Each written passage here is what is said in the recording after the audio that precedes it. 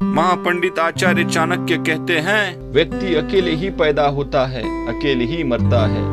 अपने कर्मों के शुभ अशुभ परिणाम अकेले ही भोगता है, अकेले ही नरक में जाता है या सद्गति प्राप्त करता है। जिसने अपने स्वरूप को जान लिया उसके लिए स्वर्ग तो तिनके के समान है। एक पराक्रमी योद्धा अपने जीवन को तुच्छ मानता है। जिसने अपनी कामना को जीत लिया उसके लिए स्त्री भोग का विषय नहीं, उसके लिए संपूर्ण ब्रह्मांड तुच्छ है।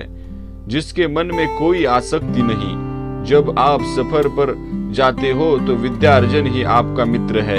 घर में पत्नी मित्र है, बीमार होने पर दवा मित्र है, अर्जित पुण्य मृत्यु के बाद एकमात्र मित्र है। समुद्र में होने वाली वर्षा व्यर्थ है, जिसका पेट भरा हुआ है उसके लिए अन्न व्यर्थ है। पैसे वाले आदमी के लिए भेंट वस्तु का कोई अर्थ नहीं। दिन के समय जलता दिया व्यर्थ है।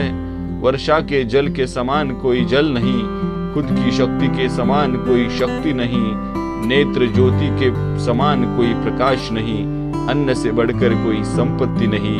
निर्धन को धन की कामना, पशु को वाणी की कामना, लोगों को स्वर्ग की कामना, देव लोगों को मुक्ति की कामना।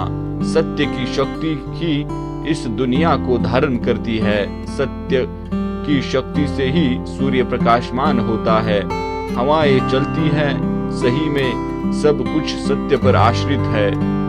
लक्ष्मी जो संपत्ति की देवता है वो चंचला है, हमारा श्वास भी चंचला है।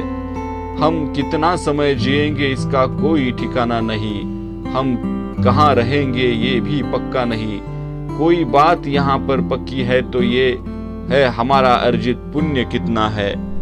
व्यक्ति कितने साल जिएगा, वो किस प्रकार का काम करेगा, उसके पास कितनी संपत्ति होगी, उसकी मृत्यु कब होगी। विद्या अर्जन करना ये एक कामधेनु के समान है जो हर मौसम में अमृत प्रदान करती है। वो विदेश में माता के समान रक्षक एवं हितकारी होती है, इसलिए विद्या को एक गुप्त धन कहा जाता है। सैकड़ों गुण रहित पुत्रों से अच्छा एक गुणी पुत्र है, क्योंकि एक चंद्रमा ही रात्रि के अंधकार को भगाता है। असंख्य तारे ये काम नहीं कर सकते। एक छोटे गांव में बसना जहां रहने की सुविधाएं उपलब्ध नहीं, एक ऐसे व्यक्ति के यहाँ नौकरी करना जो नीच कुल में पैदा हुआ है, अस्वास्थ्यकारक भोजन का सेवन करना जिसकी पत्नी हरदम गुस्से में होती है, जिसको मूर्ख पुत्र है, जिसकी पुत्री विधवा हो गई है। ये 6 बातें व्यक्ति को बिना आग के ही जला देती है। वो गाय किस काम की जो ना तो दूध देती है ना तो बच्चे को जन्म देती है। उसी प्रकार उस बच्चे का जन्म किस काम का जो ना ही विद्वान हुआ ना ही भगवान का भक्त हुआ। जिस व्यक्ति के पास धर्म और दया नहीं है वो उससे दूर रहो। जिस गुरु के पास आध्यात्मिक ज्ञान नहीं उससे दूर रहो। जिस पत्नी के चेहरे पर हरदम घृणा है उसे दूर करो। जिन रिश्तेदारों के पास प्रेम नहीं उन्हें दूर करो। भक्तों के हृदय में परमात्मा का वास होता है।